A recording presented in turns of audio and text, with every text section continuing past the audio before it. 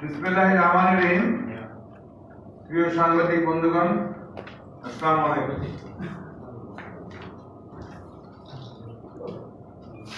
সম্প্রতি বিভিন্ন গণমাধ্যমে প্রকাশিত সংবাদে ইতিমধ্যেই আমরা সকলেই জেনেছি যে বাংলাদেশ মিয়ানমার আন্তর্জাতিক সীমান্তে গত 11 সেপ্টেম্বর 2020 ভোর থেকে মাছ ধরার ট্রলারে করে মিয়ানমারের সেনাদের সন্দেহজনক গতিবিধি লক্ষ্য করা গেছে। অন্তত 3টি পয়েন্টে সীমান্ত এলাকায় মিয়ানমার সৈন্যদের উপস্থিতি দেখা গেছে।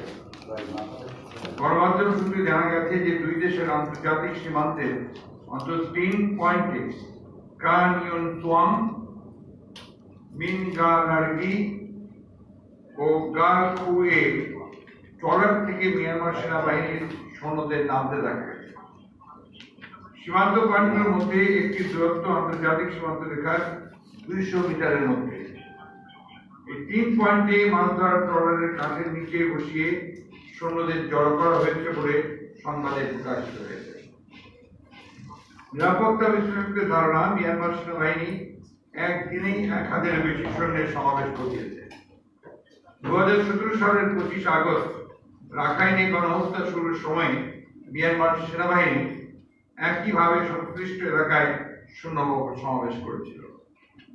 ফলে 11 সেপ্টেম্বর 2020 ভোরে শুরু হওয়া সমাবেশের কারণে রাখাইনে এখন যেসব রোহিঙ্গা রয়েছেন তাদের মধ্যে নতুন করে ভীতি ছড়িয়ে পড়ার আশঙ্কা দেখা দিচ্ছে। সন্দেহজনক গতিবিধির মাধ্যমে এ ধরনের সেনা সমাবেশ বাংলাদেশে আশ্রিত রোহিঙ্গা শরণার্থী ও মিয়ানমারের রাখাইনে আবদ্ধ রোহিঙ্গাদের মাঝেও ব্যাপক আতঙ্ক সৃষ্টি করেছে। একই সাথে এই ধরনের অনাকাঙ্ক্ষিত সেনা তৎপরতা বাংলাদেশে আশ্রয় গ্রহণকারী রোহিঙ্গা শরণার্থীদের প্রতি রক্তচক্ষুর বার্তা সংকল্প। বিনা উস্কানিতে সীমান্তবর্তী রোহিঙ্গা অধ্যুষিত বিতর্কিত আন্তর্জাতিক সীমান্তে মিয়ানমার সেনাবাহিনীর এ ধরনের সমাবেশ শুধু যে মিয়ানমারের নৃতাত্ত্বিক রোহিঙ্গা গোষ্ঠীর জন্য আতঙ্কের বিষয় তাই নয়, একই সাথে এটা চলমান আন্তর্জাতিক বিচারিক আদালতে রোহিঙ্গা গণহত্যার বিচারের প্রতি মিয়ানমার সেনাবাহিনী ও রাষ্ট্র কর্তৃক আইন অবমাননার চূড়ান্ত বহিঃপ্রকাশ এবং বাংলাদেশের নিরাপত্তার জন্য হুমকি স্বরূপ। প্রিয় সাংবাদিক বৃন্দ, রোহিঙ্গা গণহত্যা ও জাতিগত নিপীড়ন ও নির্যাতনের মুখে বাংলাদেশে আশ্রয় নেওয়ার 3 বছর পূর্তির প্রাক্কালে মিয়ানমার সেনাবাহিনীর এই ধরনের তৎপরতা সংকট সমাধানে বাংলাদেশের নতজানু পররাষ্ট্র নীতির ধারাবাহিক ফলাফল মাত্র। প্রায় 12 লক্ষাধিক শরণার্থী সমস্যা সমাধানে যে ধরনের সমন্বিত বহুমুখী তৎপরতা নিয়ে আবশ্যক ছিল 2017 সালের আগস্টে সর্বশেষ রোহিঙ্গা সমস্যা সৃষ্টির পর থেকে আজ পর্যন্ত বাংলাদেশের পক্ষ থেকে বর্তমান গণবিচ্ছিন্ন জনগণের সমস্যা সমাধানে বাংলাদেশ সরকারের বৈদেশিক মন্ত্রণালয়ের সর্বাধিকার অগ্রাধিকার হওয়া সত্ত্বেও লাগাতার কূটনৈতিক ব্যর্থতায় তারা এখন কিংকর্তব্য বিমুখ, যার বহিঃপ্রকাশ করেছে মিয়ানমারের সাথে দ্বিপাক্ষিক প্রত্যাবাসন চুক্তির অংশ হিসেবে গত বছরের 22 আগস্ট 3450 জন রোহিঙ্গাকে মিয়ানমারে ফেরত পাঠাতে ব্যর্থ হয়ে রোহিঙ্গা সমস্যা সমাধানে বাংলাদেশ সরকারের পক্ষ থেকে সীমাহীন নির্লিপ্ততা পরিলক্ষিত হয়েছে। প্রিয় সাংবাদিক ভাই ও বোনেরা, বাংলাদেশের গণবিচ্ছিন্ন বর্তমান সরকার রোহিঙ্গা শরণার্থী সমস্যার শুরু থেকে দুর্বল পররাষ্ট্রনীতি গ্রহণ করে সমস্যা থেকে জটিলতর করে তুলেছে। এর সবচেয়ে বড় কারণ হচ্ছে এই সমস্যাকে দৃষ্টিভঙ্গিতে না দেখে অ্যাডহক ভিত্তিতে সমস্যার সমাধানে কার্যত মিয়ানমারের পাতা ফাঁদে পা দেয়া। অথচ ইতিপূর্বে শহীদ রাষ্ট্রপতি জিয়া রহমান, বেগম খালেদা জিয়ার নেতৃত্বাধীন বিএনপি সরকারের বলিষ্ঠ পররাষ্ট্রনীতিতে জাতিসংঘ সহ আন্তর্জাতিক মিত্রদের যুক্ত করে বাংলাদেশ দুইবার রোহিঙ্গা সমস্যা সমাধানে মিয়ানমারকে বাধ্য করেছে। সরকারের সামনে সমস্যা সমাধানে এ ধরনের ঐতিহ্যগত পররাষ্ট্রনীতির সফলতা থাকা সত্ত্বেও সেখান থেকে শিক্ষা গ্রহণে তারা ব্যর্থ হয়েছে। এ প্রসঙ্গে উল্লেখ করতে চাই, বাংলাদেশ জাতীয়তাবাদী দলের পক্ষ থেকে রোহিঙ্গা সমস্যাকে বাংলাদেশের জাতীয় সমস্যা বিবেচনা করে আমরা আমাদের অভিজ্ঞতা দিয়ে সমস্যার সমাধানে সর্বাত্মক সহযোগিতার প্রস্তাব দিয়ে সরকারের প্রতি উদাত্ত আহ্বান জানিয়েছিলাম। কিন্তু একনায়ক সুলভ ও একগুঁয়ে মনোভাবাপন্ন এই অবৈধ সরকার আমাদের আহ্বানে সাড়া না দিয়ে রোহিঙ্গা সমস্যার সমাধানে চরম নতজানু পররাষ্ট্রনীতি অনুসরণ করেছে। এর মাধ্যমে এর প্রথম পদক্ষেপ হিসেবে 2017 সালের 23 নভেম্বর বাংলাদেশ ও মিয়ানমার সরকারের মধ্যে দ্বিপাক্ষিক চুক্তি স্বাক্ষর করে, যার মাধ্যমে বৈশ্বিক নৃজাতি গোষ্ঠীগত রোহিঙ্গা সমস্যাকে কেবলমাত্র বাংলাদেশ ও মিয়ানমারের দ্বিপাক্ষিক সমস্যা হিসেবে স্বীকৃতি দেয়। মূলত এই চুক্তির মাধ্যমে রোহিঙ্গাদেরকে রাজনৈতিকভাবে অধিকারহীন করা হয়েছে। এর সবচেয়ে বড় প্রমাণ হচ্ছে 25 আগস্ট 2017 সালে মিয়ানমার সেনাবাহিনীর নির্বিচার গণহত্যার পর যে লক্ষ লক্ষ রোহিঙ্গা শরণার্থী বাংলাদেশে আশ্রয় নিয়েছে, তারা এই দ্বিপক্ষীয় চুক্তি এবং চুক্তির শর্তাবলী সম্পর্কে কিছুই জানেন না। সংকট সমাধানে বাংলাদেশ ও মিয়ানমারের মধ্যে ও দ্বিপাক্ষিক আলোচনায় রোহিঙ্গাদের একজন প্রতিনিধিকেও কখনোই রাখা হয়, অর্থাৎ যাদের নিয়ে সংকট এবং যারা গণহত্যা ও নৃশংসতার শিকার, তাদের কণ্ঠস্বর আনুষ্ঠানিক এবং অনানুষ্ঠানিক কোনো আলোচনা দিয়ে শোনা যায় বা মিয়ানমারের পরিকল্পনা মতো নতজানু বাংলাদেশ সরকার শুনতে দেয়নি। শুধু তাই নয়, চুক্তি সম্পাদনে আরেকটি বড় ব্যর্থতা ছিল বাংলাদেশ মিয়ানমার দ্বিপক্ষীয় রোহিঙ্গা প্রত্যাবর্তনের চুক্তি বাস্তবায়নে গ্যারান্টি হিসেবে আন্তর্জাতিক কোনো পক্ষকেই যুক্ত করতে না পারার কূটনৈতিক ব্যর্থতা। প্রিয় সাংবাদিকবৃন্দ, একটি অগণতান্ত্রিক সরকারের পররাষ্ট্রনীতির সবচেয়ে বড় দুর্বলতা হচ্ছে তার প্রতি বন্ধু রাষ্ট্রগুলির আস্থা ও গ্রহণযোগ্যতার চরম সংকট। ফলশ্রুতিতে এই ধরনের সরকারের বৈদেশিক মিশনগুলোর দায়িত্বপ্রাপ্তদের অধিক সময় ব্যয় হয় ওই অবৈধ গণবিচ্ছিন্ন সরকারের টিকে থাকার স্বার্থকে সুপ্রতিষ্ঠিত করতে। আর এই ভয়াবহ প্রভাব প্রতিফলিত হয় রাষ্ট্রের বিভিন্ন জাতীয় সমস্যা সমাধানে বন্ধু রাষ্ট্রগুলোর সমর্থন পেতে সুদৃঢ় অবস্থান ব্যক্ত করতে না পারায়। চলমান রোহিঙ্গা সংকট সমাধানে বর্তমান সরকারের নির্লজ্জ নতজানু অবস্থানের মূল কারণ হয়েছে বাস্তবিক অর্থে তাদের প্রতি দেশে ও দেশের বাইরের সকলের আস্থা ও গ্রহণযোগ্যতার সংকট। তাই এই সরকারের পররাষ্ট্রমন্ত্রী যখন বলেন ভারতের সঙ্গে বাংলাদেশের সম্পর্ক রক্তের আর চীনের সঙ্গে অর্থনৈতিক সম্পর্ক কোনোভাবেই এই সম্পর্ক ছিন্ন হওয়া নয়, ঠিক তখনই রোহিঙ্গা সমস্যার সমাধানে এই দুই বন্ধু রাষ্ট্র ভারত ও চীন সহ কাউকেই আমাদের পাশে আমরা দেখতে পাই। এমনকি সাম্প্রতিককালে আমাদের অন্যতম বিনিয়োগ অংশীদার রাশিয়াকেও আমরা রোহিঙ্গা সমস্যার সমাধানে কাজে লাগাতে ব্যর্থ হয়েছি। প্রিয় সাংবাদিক ভাই ও বোনেরা, আপনাদের নিশ্চয়ই স্মরণে আছে যে বর্তমানে সরকারের দুর্বল পররাষ্ট্রনীতির কারণে জাতিসংঘের সর্বোচ্চ সংস্থা নিরাপত্তা পরিষদে মিয়ানমারের বিরুদ্ধে অর্থনৈতিক অবরোধ সহ কোন ধরনের শাস্তিমূলক ব্যবস্থা গ্রহণের প্রস্তাবে আমাদের দীর্ঘদিনের বন্ধু চীন ও রাশিয়ার সমর্থন লাভে আমরা ব্যর্থ হই। এমনকি তথাকথিত বাংলাদেশ ভারত সম্পর্কের স্বর্ণী অধ্যায় চিত্রিত করতে যখন বর্তমান নতজানু সরকারের অবৈধ মন্ত্রীবর্গ প্রতিনিয়ত ব্যস্ত, এরকম সময়ে রোহিঙ্গাদের বিরুদ্ধে মিয়ানমার সরকারের নেওয়া নিপীড়নমূলক পদক্ষেপকে সন্ত্রাসবাদ বিরোধী যুদ্ধ বলে সমর্থন করে ভারতের অবস্থান বাংলাদেশের সমগ্র জনগণকে গভীরভাবে হতাশ করেছিল। প্রিয় সাংবাদিকবৃন্দ, পৃথিবীর বৃহত্তম শরণার্থী শিবির এই মুহূর্তে বাংলাদেশে। একটি জাতিকে নিশ্চিহ্ন করে দেওয়ার মিয়ানমার সরকারের সক্রিয় নীতি পরিকল্পনার অংশ হিসেবে যে রোহিঙ্গা সমস্যা সৃষ্টি, সেটা কোন অর্থেই বাংলাদেশ কিংবা মিয়ানমারের দ্বিপাক্ষিক সমস্যা হতে পারে না। এটা নিঃসন্দেহে মানবসৃষ্ট বৈশ্বিক বিপর্যয়। এর সর্বাত্মক দায় মিয়ানমারের, আর বাংলাদেশ এখন অন্যতম প্রধান পক্ষ। তাই এই সমস্যা সমাধানে শুরু থেকেই আঞ্চলিক ও বৈশ্বিক বহুপক্ষীয় উদ্যোগ সাথে নিয়ে সমস্যা সমাধানের পদক্ষেপ গ্রহণ জরুরি ছিল।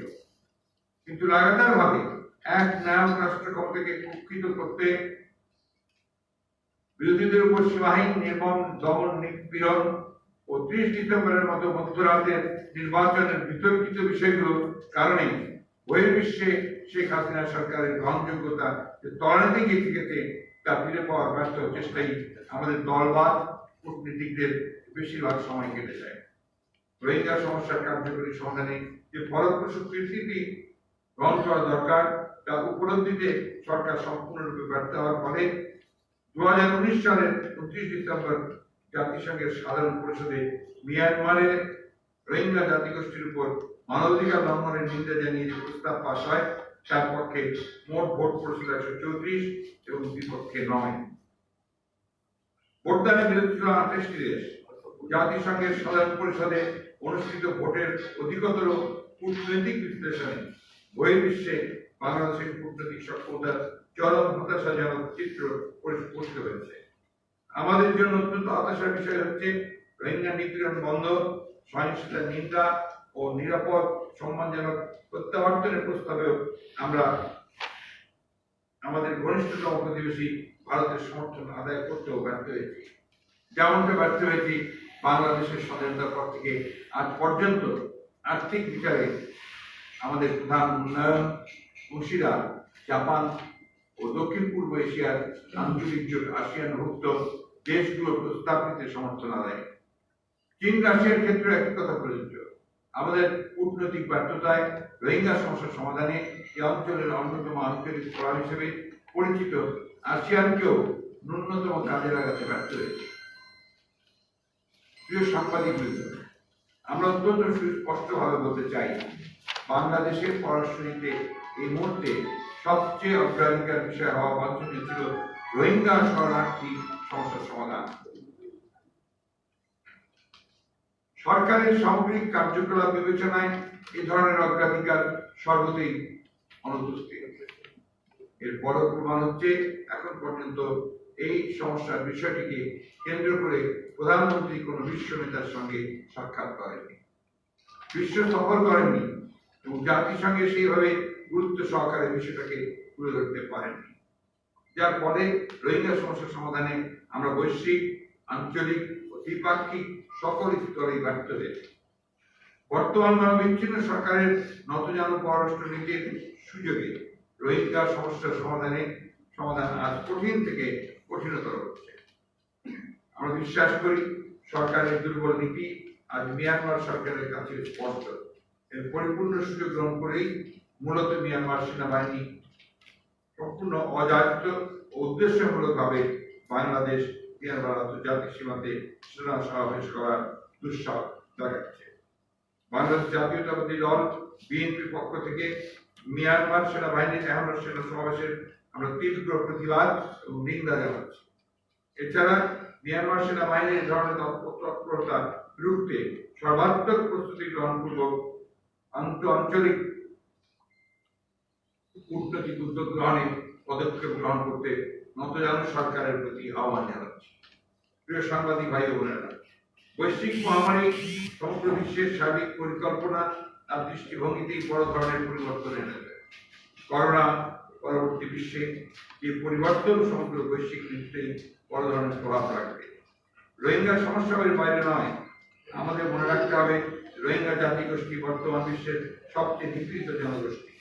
বিশ্বের মানচিত্রে এই জাতিগোষ্ঠীকে বাঁচিয়ে রাখতে হলে অবশ্যই আন্তর্জাতিক ব্যবস্থাপনায় বেসামরিক তদারকিতে মিয়ানমারের রাখাইন অঞ্চলকে একটি নিরাপদ অঞ্চল প্রতিষ্ঠা করে যথাযথ নাগরিক মর্যাদা অধিকার রোহিঙ্গাদের নিজ দেশের আবাস ভূমিতে পুনর্বাসনের ব্যবস্থা করার কোনো বিকল্প নেই। আর সেটা কেউ তখনই সম্ভব হবে যখন বাংলাদেশের নেতৃত্বে যাবৎকালের সকল দ্বিপাক্ষিক, আঞ্চলিক ও আন্তর্জাতিক কূটনৈতিক উদ্যোগকে রোহিঙ্গা জাতিগোষ্ঠীকে বাঁচাতে এক সুতোয় বাঁধা সম্ভব হবে। তবে এই সমগ্র প্রক্রিয়া কেবল তখনই সম্ভব যখন বাংলাদেশের মানুষ তার অধিকার ফিরে পাবে। এদেশের মানুষ তার অধিকার নির্ভয়ে নির্বিঘ্নে প্রয়োগের মাধ্যমে জনগণের শাসন প্রতিষ্ঠা করতে সক্ষম হবে, যার মাধ্যমে বহির্বিশ্বে দূরীভূত হবে বাংলাদেশের প্রতি আস্থা ও গ্রহণযোগ্যতার সংকট। এগিয়ে আসবে বিশ্ববিবেক অধিকতর মানবিক হৃদয় নিয়ে রোহিঙ্গা জাতিগোষ্ঠীর সমস্যা সমাধানে, আর বাংলাদেশ মুক্তি পাবে শরণার্থী সংকটের অনিশ্চিত সমাধানের হাত থেকে। অতএব সরকারের প্রতি আবারও আহ্বান জানাই, রোহিঙ্গা সমস্যা দূর করতে হলে জাতীয় ঐক্যমতের ভিত্তিতে মানুষের ভোটাধিকার ফিরিয়ে দিন, গণতন্ত্র প্রতিষ্ঠিত করুন, বহির্বিশ্বে দেশের আস্থা ও গ্রহণযোগ্যতা পুনরুদ্ধার করুন। ধন্যবাদ আপনাদের সবাইকে। এর মধ্যে আপনার কোন একটা পত্রিকার ছাপা হলো যে আপনার স্থায়ীভাবে শরণার্থীদের বসবাসের জন্য ভাষান্তরে একটা সিটি গড়ে তোলা হয়েছে। ছবিতে এসেছিল কোন পত্রিকা যেন আমার ঠিক মনে পড়ছে না, তার একটা আর্কিটেকচার ভিউ করে তাতে মনে হয় যে একটা নতুন একটা শহর সেখানে গড়ে তোলা হচ্ছে, অর্থাৎ রোহিঙ্গারা পার্মানেন্ট ভাবে এখানে থাকবে এই বিষয়টা বোধ হয় সরকার নিশ্চিত করছে।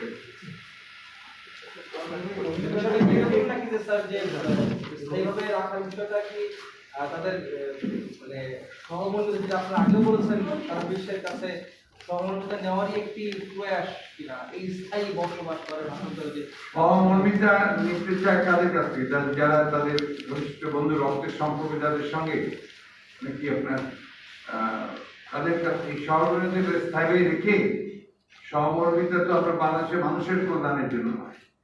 বাংলাদেশের মানুষের এটা যে কত বড় একটা সমস্যা, এটা আপনার কিছুদিন পরেই বোধহয় আমরা এটা উদ্ভাবন করতে পারবো। এটা একটা আন্তর্জাতিক চক্রান্ত বলে আমরা মনে করি, এবং এখানে যদি সরকার এখনই যদি আপনার এটাতে অত্যন্ত ফার্স্ট প্রায়োরিটি যদি এটাকে আপনার বিবেচনা না নিয়ে আসে তাদের আন্তর্জাতিক আপনার সম্পর্কের মধ্যে জাতিসংঘে, তার কিন্তু মানুষের জন্য একটা ভয়ানক একটা আপনার বিপর্যয় অপেক্ষা করছে। তাহলে কি আপনারা বলতে চাইছেন যে জিয়া রহমানের যে রিপার্টিশন এই নির্মাণের সাথে হয়েছিল 1978 সালে, সেটাকে বিবেচনায় নিয়ে সরকার দ্রুত সময়ের মধ্যে এই সমস্যার সমাধান না করলে বাংলাদেশ 10 লাখ রোহিঙ্গা এখন সেটা 2 লাখে দাঁড়িয়েছে, তাহলে এর ফলাফল আমি যে বলছি আমাদের বক্তব্যের মধ্যে স্পষ্ট করে বলা আছে যে জিয়া রহমান সাহেবের যে তখনকার যে চুক্তি, পরবর্তীকালে যে চুক্তি, এটাকে সামনে রেখে যদি আপনার চুক্তি করা হয় তাহলে এটা সমস্যার সমাধানের সম্ভাবনা আছে। তো ওটাকে একেবারে বাদ দিয়ে তারা তো শুধু যেটা করছে আমরা তাদের নিজেদের সাথে। আজকে যে মিয়ানমারের কাছে তারা একেবারে নতজানু হয়ে গেছে, এটা হচ্ছে যে কারণ হচ্ছে যে তাদের কোনো অবস্থান নেই, আন্তর্জাতিকভাবে কোনো অবস্থান না কারণ নেই। আর বিশেষ করে যে দুটি রাষ্ট্র সবচেয়ে বেশি কাছে আপনার প্রতিবেশী এবং যারা প্রভাব বিস্তার করে মিয়ানমারের উপরে, চীন এবং ভারত, দুটোই কিন্তু আপনার এই বিষয়ে একেবারে নেগেটিভ অবস্থান তাদের। তো সেই কারণে আপনার বর্তমান সরকারের মূল লক্ষ্যটাই হচ্ছে যে ক্ষমতায় টিকে থাকা, যেন তেন প্রকারে আপনার যেভাবে তাতে দেশের স্বাধীনতা সার্বভৌমত্ব চলে যাক, তাতে কোনো অসুবিধা নেই। এবং তাদের দেখেন প্রতিটি ক্ষেত্রে তারা যে ভূমিকাগুলো পালন করছে, আজকে আমাদের একটা লজ্জাকর অবস্থা তারা নিয়ে আসছে। আমাদের সীমান্তে হত্যা হয়, একটা প্রতিবাদ পর্যন্ত সঠিকভাবে তারা করে না। অন্যান্য যে আপনার চুক্তিগুলো হয়েছে তার জনগণের সম্মুখে তারা প্রকাশ করে না। এবং বেশিরভাগ ক্ষেত্রে দেখা যায় যে এতদিন ধরে আপনার তিস্তা নদীর পানির ব্যাপারে কোনো সমাধানই এখন পর্যন্ত হলো না। তখন মনে আছে আপনাদের নিয়ে ক্ষমতায় আসার পরেই তারা কিন্তু এই জিনিসটা খুব ছড়াও করে বলেছিল যে আমরা তিস্তা নদীর পানির চুক্তি এখন হয়ে যাবে। প্রায় 10 বছরের উপর হয়ে গেছে, কিন্তু সেটা সম্ভব হয়নি। এই বিষয়গুলোর মূল কারণটি হচ্ছে যে সরকার তো রাজনীতিতে নেই, জনগণের কোনো সমর্থন তাদের কাছে। আমি অনেকবারই বলেছি আপনাদেরকে যে এই কথাটা খুব ইম্পর্টেন্ট, যে they have become politically bankrupt. Awami League রাজনৈতিকভাবে দেউলিয়া হয়ে গেছে। এটা হচ্ছে খুবই একটা ইম্পর্টেন্ট ব্যাপার। আওয়ামী লীগের মধ্যে একটা দল যাদের এই দেশে গণতন্ত্রের জন্য অবদান আছে, এবং এই দেশে গণতন্ত্রকে যদি আপনার সত্যিকার অর্থেই প্রতিষ্ঠিত করতে হয়, তাহলে এই দুটো দল, বিএনপি এবং আওয়ামী লীগ, এই দুটো দলকে রাজনৈতিকভাবেই চলতে দিতে হবে, পলিটিক্যালি চলতে দিতে হবে। কিন্তু আমাদের কাছে যেটা মনে হয়েছে, বারবার কথা বলেওছি আমরা, যে বাংলাদেশে যেটা চলছে হচ্ছে বিরাজনীতিকরণের প্রক্রিয়া চলছে দীর্ঘকাল থেকে, 11 থেকে শুরু হয়েছে না। এবং আজকে উদ্দেশ্যটাই হচ্ছে যে এই দেশে রাজনৈতিক দল নয়, আপনার যারা আপনি মিন্নির ফাঁসি দিচ্ছেন, অন্যান্যদের ফাঁসি দিচ্ছেন, এটা দ্রুত সামনে আসছে না কেন, যেখানে অন দ্য স্পট মার্ডার করা হয়েছে। একটাই কারণ তারা রাষ্ট্রযন্ত্রগুলোকে পুরোপুরিভাবে নিজেদের কবজায় নিয়ে তারা কাজ করতে চায়, কাউকে অখুশি করতে চায় না। আইন শৃঙ্খলা পরিস্থিতির আপনার অবনতিটা কেন? যারা আইন শৃঙ্খলা আপনার বহাল করবে, যারা এটা লক্ষ্য রাখবে, তার তো আপনার সরকারের কাছে একটা তাদের কোনো দায়বদ্ধতা নাই, কারণ তাদের জন্যই সরকার টিকে আছে। তারা বলেও তাই, ক্লেমও করে তাই। বাংলাদেশের মানুষের বিরুদ্ধে গিয়ে বা কতিপয় সিন্ডিকেট বা কতিপয় মানুষজনের দেশ অথবা সামরিক বেসামরিক সিন্ডিকেট তৈরি করে কিভাবে ক্ষমতায় থাকা সম্ভব করবে। এটা আপনি দেখবেন একটা বিষয় আছে আপনার বিশ্বে বর্তমানে একটা প্রবণতা দেখা যাচ্ছে আপনার, বাংলাদেশ নয় অনেকগুলো দেশেই আপনার কর্তৃত্ববাদী যে শাসন, সেই শাসনগুলোকে টিকিয়ে রাখার জন্য জাতীয় আন্তর্জাতিক একটা চক্র কাজ করছে এবং এটা তাদের তাদের উদ্দেশ্যেই করছে। এখানে এই বিষয়গুলো কিন্তু আমাদের সকলের লক্ষ্য করা দরকার যে আজকে যে ফর এক্সাম্পল ভারতে যেটা হচ্ছে, এটা তো ভারত, এটা যে ভারতের মনে হয় না অনেক সময়।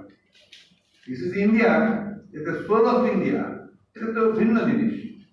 এখানে আজকে যেটা হচ্ছে সেটা কিন্তু মনে হয় না। ঠিক একইভাবে আপনি আজকে তাকিয়ে দেখুন বিশ্বের অন্যান্য দেশগুলোতে সব জায়গাগুলোতে কেমন যেন একটা কর্তৃত্ববাদিতার আপনার প্রভাব অনেক বেশি করে বাড়ছে।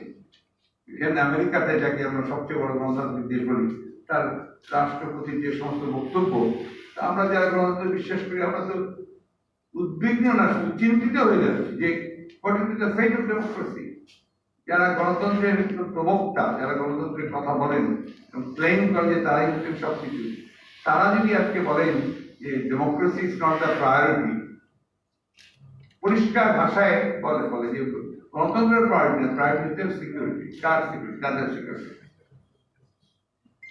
এই অবস্থাটা চলছে দেশে, বিশ্বে। আপনি যে প্রশ্নটা করলেন, যেটা শুধু বাংলাদেশের সমস্যা বলে আমি মনে করি না, এটা বৈশ্বিক সমস্যা এবং এটাকে বাংলাদেশের মানুষের একটা বড় যেটা আপনার চরিত্রগত গুণ আছে। বাংলাদেশের মানুষ আপনার কোনোদিনই বেশি দিন আপনার কোনো এই ধরনের অবস্থা মেনে নেয় না এবং সেটাকে তারা অবশ্যই তারা প্রতিবাদ করে এবং এক সময় সেটা একটা গণ অভ্যুত্থানের রূপ নেয়। আইনের অবনতি হয়েছে, আইন শৃঙ্খলা অবনতি বলছে তো এই বলে যে গত কয়েকদিনে সারা দেশের ঘটনা বেড়ে গেছে এবং একই সঙ্গে ছাত্রলীগের বা আওয়ামী লীগের সহযোগী সংগঠনগুলির নাম আসছে এবং গতকালকেও আওয়ামী লীগের মহানগর উত্তরের সহসভাপতি তাকে 5 দিনের রিমান্ডে নেওয়া ধর্ষণের ঘটনা। এই বিষয়গুলি আসলে আপনার একটা কিভাবে দেখছেন? আপনারা লক্ষ্য করে দেখবেন যে এই বিষয়গুলোর উপরে যখনই আপনারা লেখেন, পত্রপত্রিকা আসে, টেলিভিশন চ্যানেলে আসে, আমরা কথা বলি, তারপরেই আমাদের আওয়ামী লীগের সাধারণ সম্পাদক খুব সুন্দর করে কথা বলেন যে না, এরা তো আওয়ামী লীগের লোক না। প্রথমে অস্বীকার করে, তারপর বলে যে এরা এখন আর অ্যাক্টিভ নয়। তারপরে যেটা বলে সেটা হচ্ছে যে এমনকি কথা পর্যন্ত কালকে বলেছেন, আমি একটু অবাক হয়েছি। স্বরাষ্ট্রমন্ত্রীকে আমি জানি যে উনি খুবই কম কথা বলেন, খুব সন্ধে কথা বলেন। উনিও কালকে বলেছেন যে বাংলাদেশে এই ধরনের যে ঘটনাগুলো ঘটছে, দর্শন সারা পৃথিবীতেই ধর্ষণ ঘটছে, এটা this is not the answer. সারা পৃথিবীতে এই ঘটে, সেজন্য বাংলাদেশেও ঘটবে, এটা তো আমাদের বিস্ময়কর ব্যাপার। মানে একজন দায়িত্বশীল মন্ত্রী এই ধরনের বক্তব্য, এক ধরনের স্বীকৃতি মনে হয়। হ্যাঁ, এটা এক ধরনের স্বীকৃতি। হ্যাঁ, আপনার স্বীকৃতি তো বটে। ওই আপনার আমাদের সাধারণ সম্পাদক আওয়ামী লীগের, উনি বোধহয় কালকেই বলেছেন আর কি যে আপনার কালকেই প্রমাণ যে পরশু যে আপনার বিএনপি শুধু ফেসবুকে আর আপনার ভার্চুয়াল মধ্যে ওনারা যে অবস্থা তৈরি করেছেন দেশের মধ্যে এই কোভিডে, তাতে ওনারা কোথায় আছেন? Where are they now? Awami লীগের কথা বাদই দেন, সরকারের লোকজন মন্ত্রীরা কোথায় আছে? ইকুয়ালি দেয়ার সিচুয়েশন। আওয়ামী লীগ বিএনপি চেষ্টা করেই যাচ্ছে প্রথম থেকে, তার সীমিত সাধ্যের মধ্য দিয়ে ত্রাণ দিয়েছে, চেষ্টা করছে আপনার। এর মধ্যেও তারা যেহেতু এখন বন্ধ ছিল সাংগঠনিক কার্যক্রম, তারপরে শুরু সাংগঠনিক কাজ শুরু করেছে, কাজ করছে। প্রশ্নটা ওই জায়গায় না, প্রশ্ন হচ্ছে যে দায়িত্বটা কার? আজকে দেশের ভালো মন্দ করার, ত্রাণ দেওয়ার, মানুষকে আপনার কল্যাণ করার দায়িত্বটা হচ্ছে সরকারের। সেটা তারা কি করছে, উদ্যোগটা কোথায়? তাদের উদ্যোগটা আপনি দেখেন না, এই যে আপনার রোহিঙ্গার কেন আমরা এটা আপনার বললাম সৈন্য সমাবেশ করেছে। আজকে চীন ভারতের সৈন্য সমাবেশ হয়, এটা নিয়ে আপনার তোলপাড় হয়ে যায়। আমাদের সরকারের কোনো কথা নেই, তারা একটা চুপচাপ থেকে একটা আপনার নিরাপত্তা পরিষদ একটা চিঠি দিয়েছে। এখন পর্যন্ত আপনার ইফেক্টিভ কোনো মেজার এই সরকার রোহিঙ্গা সমস্যা সমাধানের ব্যাপারে নিতে পারেনি। কারণ হচ্ছে তার চরম ব্যর্থতা আপনার এই তাদের বন্ধু দেশগুলোকে তাদের পক্ষে নিয়ে আসার ব্যাপারে। আর কিছু আছে আপনাদের? Thank you.